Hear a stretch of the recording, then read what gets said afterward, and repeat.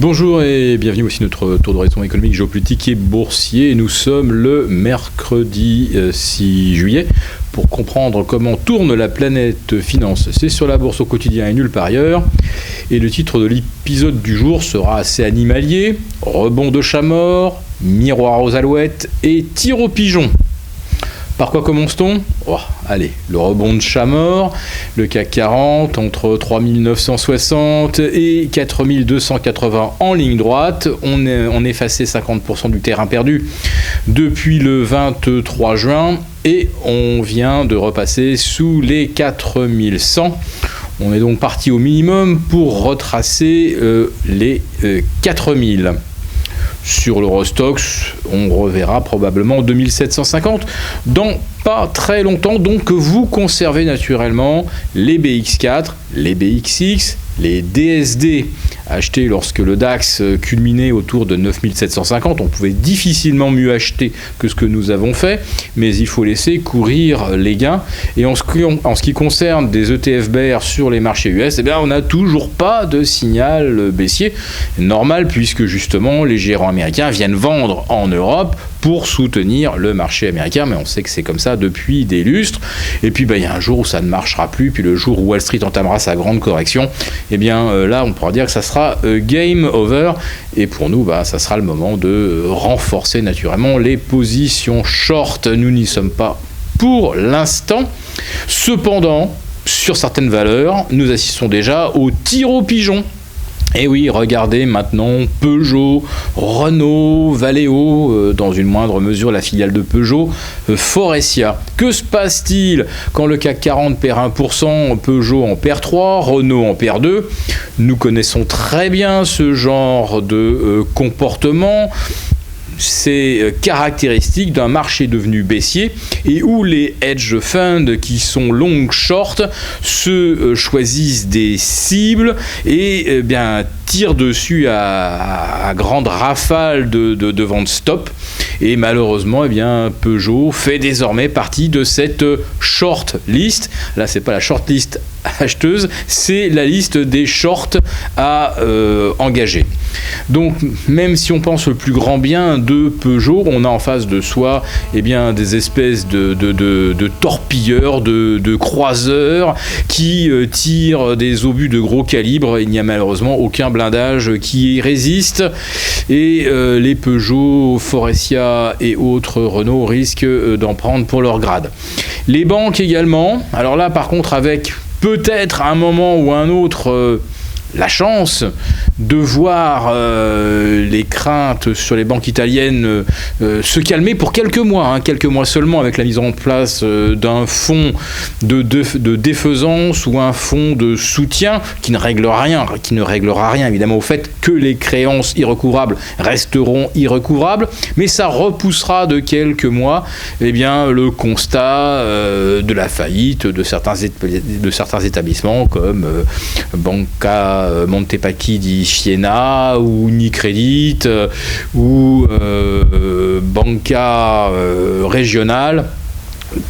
Nous n'avons pour l'instant que des signaux vendeurs sur ces valeurs bancaires, donc ne tentez pas l'achat tout de suite, mais si jamais vous voyez que le couteau arrête de tomber, là il pourrait y avoir un intéressant rebond technique à jouer. Nous avons évoqué le miroir aux alouettes. C'est cette rumeur de report du déclenchement de l'article 50 pour entamer la sortie de la zone, de l'Union européenne par l'Angleterre. Alors effectivement, si c'est repoussé à début 2017, là on ne sait véritablement plus où on va, puisqu'on ne sait plus rien gérer. Il faut refaire tous les traités entre le Royaume-Uni et l'Europe. On ne peut donc rien enclencher et on reste dans une espèce de flou qui est la pire hypothèse pour les marchés.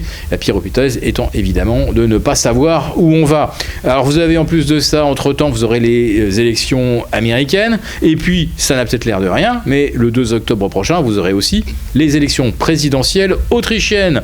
Alors il semblerait qu'il y a eu de la triche, naturellement. Et dans ce cas, l'élu écologiste à la tête d'une coalition assez hétéroclite n'est pas certain de retrouver la même ferveur qu'au mois de juin, que début juin, donc une élection qui s'était jouée véritablement à 3 fois rien. Donc, si vous avez des incertitudes politiques, géopolitiques, parce qu'évidemment, le Moyen-Orient reste une poudrière, et c'est en plus de ça un des grands enjeux de la campagne entre Trump et Hillary Clinton. Hillary Clinton qui ne manquera pas d'être attaquée sur son rôle dans l'entrée en guerre des États-Unis en Libye, et puis le soutien des rebelles en Syrie, etc., etc. Tout cela va remuer de la boue, et en plus de ça, on ne voit vraiment pas quel est le programme économique d'Hillary Clinton, sauf éventuellement de continuer d'être extrêmement complaisante avec les banques qui la financent. Donc, le marché qui retombe aujourd'hui à 2% de ses récents planchers, cela ne nous étonne pas tant que ça, mais ce qui nous paraît aujourd'hui le plus important, c'est de s'apercevoir que nous avons déjà des stratégies de destruction systématique de nombreux titres. Alors, où trouver refuge ? Eh bien, pour beaucoup de gérants, c'est dans l'obligataire, et ça se voit avec maintenant des moins 0,18 de rendement sur les Bund. On sera peut-être, d'ici vendredi, négatif sur l'OAT. Imaginons de mauvais chiffres de l'emploi aux États-Unis, et vous verrez l'OAT atteindre les 0. Dans ce cas-là, le 10 ans autrichien sera également à 0. Et puis aux États-Unis, on va continuer de voir des achats de T-bonds avec des rendements qui vont tendre vers 1,25 ou 1,20. On était déjà à 1,36 hier soir. Sur le 30 ans américain, on est passé en dessous des 2,15. On va probablement aller chercher les 2. Donc vous voyez, ce sont là des comportements complètement frileux des investisseurs. Mais plutôt que d'avoir un comportement frileux, nous vous recommandons plutôt le comportement, on va dire, assez positif, c'est-à-dire de jouer un véritable actif sur lequel il y a un vrai potentiel à moyen terme, c'est-à-dire l'or. L'once vient de franchir les 1335, puis dans la foulée les 1355, c'est-à-dire que l'or franchit son sommet, sa résistance atteinte le 27 juin après Brexit. Donc là, on est vraiment parti direct pour les 1400. Pour comprendre comment l'or pourrait aller à 5000, eh bien, regardez ce qu'en dit Jim Rickards, et surtout, vous verrez que tout est parfaitement expliqué dans son nouveau livre, le nouveau plaidoyer pour l'or.